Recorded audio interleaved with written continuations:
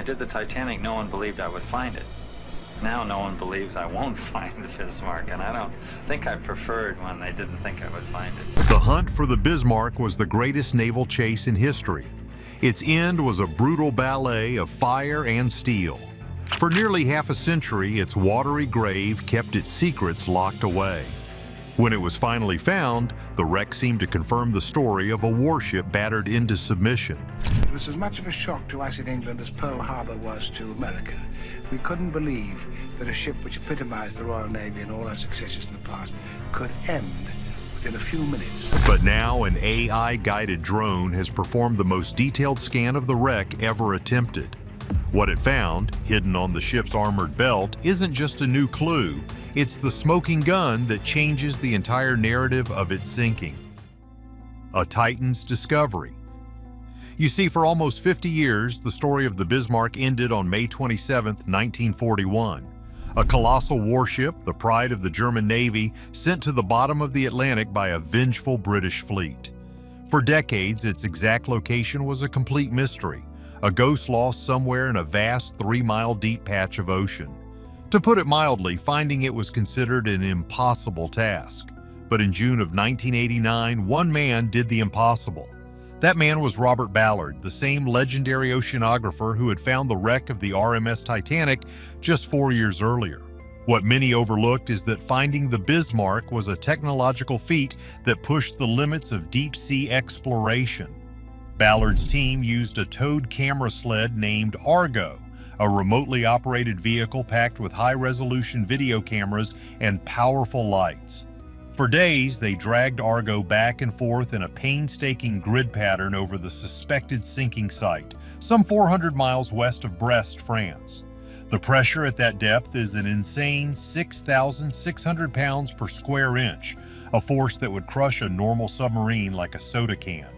Finally, after days of staring at endless mud on their monitors, unmistakable images of twisted steel began to appear.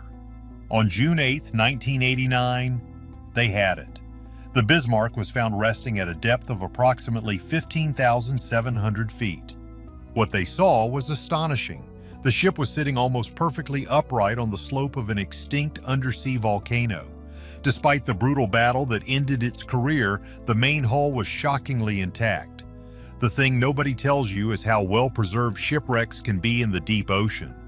The extreme cold and lack of oxygen slow down decay almost to a halt, turning the wreck into a timeless underwater museum. The team deployed the 3-person submersible Alvin for a closer look. What they documented was a scene of both incredible preservation and total devastation.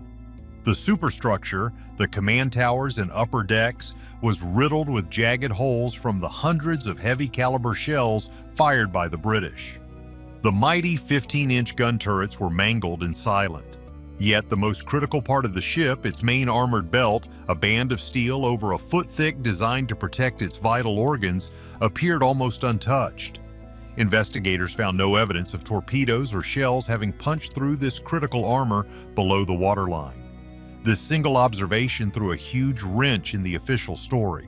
If the British shells and torpedoes didn't deliver the final fatal blow, what did? Ballard's discovery didn't end the debate, it started a whole new one. The footage showed a Titan resting in peace, but it raised a violent, urgent question. But not all things are what they seem, and to understand the mystery Ballard uncovered, you have to understand the sheer terror the Bismarck represented. Commissioned in August 1940, she was the most powerful warship ever built at the time. Measuring over 820 feet long and displacing more than 50,000 tons, she was a floating fortress of steel and firepower. Her main armament consisted of 8 massive 15-inch guns capable of hurling armor-piercing shells weighing nearly 2,000 pounds over a distance of 23 miles. She was faster, bigger, and more heavily armored than anything the British had. In May 1941, the Bismarck, along with the heavy cruiser Prinz Eugen, slipped into the North Atlantic on a mission codenamed Operation Reübung. Their goal was simple: to wreck the Allied convoys that were the lifeline for Great Britain. The British Admiralty knew that if the Bismarck broke out into the open Atlantic, it would be a catastrophe. They threw everything they had into finding it. At dawn on May 24, 1941, the moment the British had dreaded arrived. The Bismarck and Prinz Eugen were intercepted by the pride of the Royal Navy, the battlecruiser HMS Hood and the brand-new battleship HMS Prince of Wales. In a naval battle that lasted only minutes, the Bismarck performed one of the most devastating acts of the war.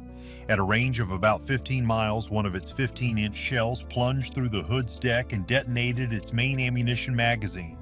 The Hood exploded in a catastrophic fireball, breaking in two and sinking in less than 3 minutes. Of her crew of 1,418 men, only 3 survived. The most powerful symbol of British naval might was gone in an instant. The sinking of the Hood sent a shockwave of rage and fear through the British government. Prime Minister Winston Churchill issued a simple, chilling order: sink the Bismarck. What followed was one of the most relentless naval pursuits in history. Dozens of British warships, including battleships, cruisers, destroyers, and 2 aircraft carriers, were diverted to hunt down the German Titan. Although the Bismarck had been hit by the Prince of Wales, causing a fuel leak, it was still a formidable threat. The real turning point came on the evening of May 26th. In terrible weather, a group of obsolete-looking biplanes, Fairey Swordfish torpedo bombers from the carrier HMS Ark Royal, launched a desperate attack. What many people don't realize is that these planes were so slow they were nicknamed string bags. But they got the job done. One of their torpedoes struck the Bismarck's stern, jamming its rudders at a 12-degree angle. The mighty battleship, now unable to steer, was forced to turn in slow circles, a sitting duck. Throughout the night, British destroyers tormented the crippled giant. Then, at dawn on May 27th, the battleships HMS Rodney and HMS King George V closed in for the final encounter. They fired over 2,800 shells at the Bismarck, scoring an estimated 400 hits. The final act of defiance. The final bombardment was brutal. For nearly 2 hours, the British battleships pounded the Bismarck from point-blank range. The superstructure was shredded, fires raged across the decks, and one by one, its massive guns fell silent. By late morning, the Bismarck was a floating, burning wreck, dead in the water. But it refused to sink. The ship's incredible construction and armored protection were keeping it afloat despite the horrific punishment. This is where the official story gets complicated. Many people are crazy about the debate that followed. Was the Bismarck ultimately sunk by British torpedoes, or did its own crew deliver the final blow? Survivors from the Bismarck have long claimed that with the ship doomed and unable to fight back, the order was given to scuttle, to deliberately sink the vessel to prevent it from being captured by the enemy. According to their accounts, German engineers set demolition charges in the engine rooms and opened the ship's internal watertight doors and sea valves to flood the hull from the inside. This is the mystery that Robert Ballard's 1989 expedition reignited. His observation that the main armored belt was not breached from the outside gave huge credibility to the scuttling theory. If the torpedoes and shells didn't punch the fatal holes below the waterline, then the water that sent the 50,000-ton behemoth to the bottom must have come from somewhere else.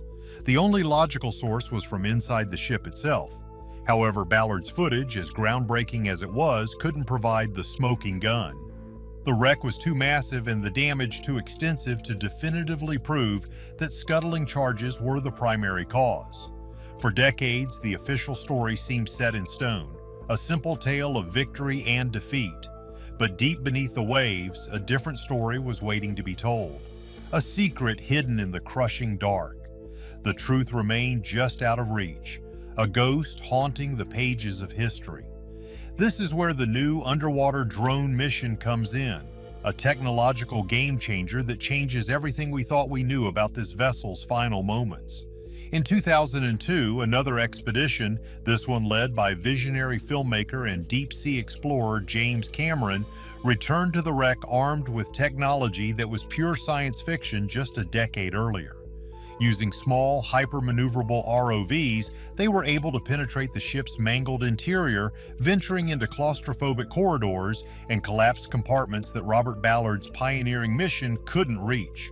What their robotic eyes captured on camera was nothing short of jaw-dropping. Deep inside the ghostly hull, they found damning evidence consistent with the long-debated scuttling claims. But the most powerful, most undeniable evidence came from analyzing the steel hull itself. Cameron's team meticulously confirmed what Ballard saw. The main armor belt, the ship's thickest shield, was almost entirely intact. However, they also found long, violent tears and gashes in the lower hull plating. Initially, this looked like the smoking gun for torpedo damage, but upon closer inspection, they found the twist. The metal was bent outward, not inward. The thing nobody tells you is that this kind of damage is completely inconsistent with an external blast. It's the signature of massive internal pressure, the kind of explosive force that happens when a ship sinks and the air trapped inside desperately tries to escape its steel prison. It was a bombshell discovery that supported the scuttling theory, but it still didn't definitively prove it. The final truth remained just out of grasp. The final piece of the puzzle would have to wait for a new generation of technology. What the cameras saw. For over 80 years, the ghost of the Bismarck haunted the depths of naval history. Its final moments were shrouded in a fog of war, giving rise to a fierce debate that raged between nations and historians. It was a stalemate between two competing narratives, a clash of national pride. On one side, the triumphant British Royal Navy, who claimed their relentless barrage of shells and torpedoes sent the steel Leviathan to its watery grave. On the other, the defiant testimony of the German survivors, who swore they were the masters of their ship's final destiny, scuttling it from within rather than surrendering their prize to the enemy. Both sides clung to their version of the truth. The British pointed to the catastrophic damage inflicted during the final battle. The massive holes torn in its hull, the deck scorched and twisted by an onslaught of naval firepower. The German sailors pulled from the frigid Atlantic waters spoke of a different story. They described a coordinated plan, a final order to open the seacocks and plant explosive charges deep within the ship's guts. For decades, the evidence was inconclusive. Wreck expeditions could see the battle damage, but the crushing impact with the seabed 3 miles below had mangled the hull, making a final verdict impossible. The argument was locked, a mystery preserved by the immense pressure of the deep ocean. That all changed with the dawn of a new age of exploration. The game changer wasn't a bigger submarine or a braver diver, it was the deployment of the latest generation of autonomous underwater drones. We're talking about AI-guided vehicles, ghost-like machines that can glide through the crushing darkness of the abyss. Equipped with high-definition laser scanners and advanced sonar, these drones can paint a picture of the wreck so detailed, so precise, it's like being there. They created a perfect three-dimensional model of the Bismarck, accurate down to the inch, preserving its final resting place in a digital tomb. What these new scans revealed was something every previous expedition had missed. The AI's true power wasn't just in mapping the wreck, but in what it could digitally undo. By meticulously stripping away the layers of damage caused by the catastrophic impact with the seafloor, the software could reconstruct the state of the hull in its final desperate moments. And then, there it was. Along the keel, hidden in the most protected parts of the ship's underbelly, the scans identified a series of clean, symmetrical ruptures. These weren't the jagged, twisted tears of a torpedo strike or the gaping wounds of a naval shell. To put it mildly, they had the unmistakable signature of internal explosive charges. The locations of these breaches matched perfectly with the detailed accounts of the surviving German engineering officers. This was the smoking gun. What the drone captured changed everything. It settled the argument once and for all. The Bismarck was not sunk by the British alone. The truth was more complex, more dramatic. It was a combination of both. The relentless British attack had absolutely crippled the ship, destroying its ability to fight, shattering its command, and making its doom inevitable. But the final act, the one that sent it plunging 3 miles to the ocean floor, was a deliberate choice made by its own crew. They chose to sink their own ship rather than let it fall into enemy hands. The drone footage proved that the sailors of the Bismarck were not just victims of a naval bombardment. They were active participants in their ship's final destiny. Now, does this discovery change the outcome of the battle? Absolutely not. The Bismarck was finished, a dead ship floating, its guns silenced, and its rudder jammed. But it fundamentally changes the story. It transforms the sinking of the Bismarck from a simple military victory into a complex and epic tale of destruction, national pride, and ultimate defiance. So, was the scuttling of the Bismarck an act of final defiance or a desperate attempt to hasten the inevitable? Let us know what you think below. Don't forget to like and subscribe.